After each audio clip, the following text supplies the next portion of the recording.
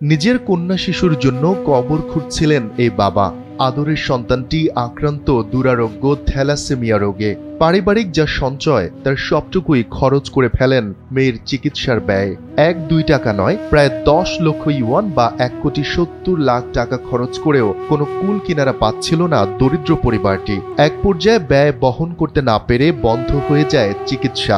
এমন অবস্থায় প্রিয় কন্যা মৃত্যুর যন্ত্রণা যেন একটু সয়ে নিতে শেখে, সে আশায় ব্যথিত হৃদয়ে কবর খুঁড়ছিলেন বাবা ঝা লিয়ং।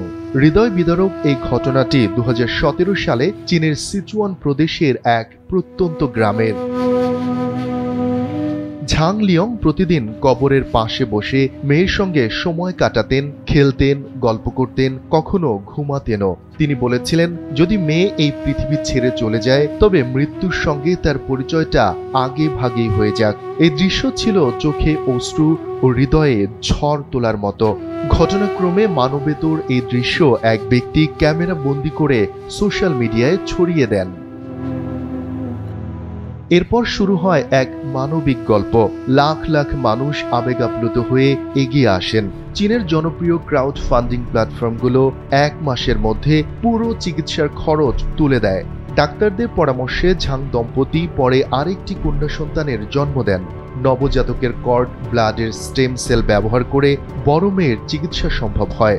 এমনকি এক স্থানীয় ব্যবসায়ী তাদের চিকিৎসা পরবর্তী সমস্ত খরচ বহন করেন। আজ সে মেয়ে সুস্থ, হাসপাতাল থেকে বাড়ি ফিরেছে। আর ঝাং লিয়ং, তিনি মেয়ের জন্য খোঁড়া সেই কবরটিতে মাটি ভরাট করে সূর্যমুখীর বীজ ছিটিয়ে দিয়েছেন। প্রতিদিন সূর্যের দিকে মুখ তুলে সূর্যমুখীর ফোঁটা ফোঁটা ফুল যেন শিশুটির বেঁচে থাকার আনন্দ প্রকাশ করে।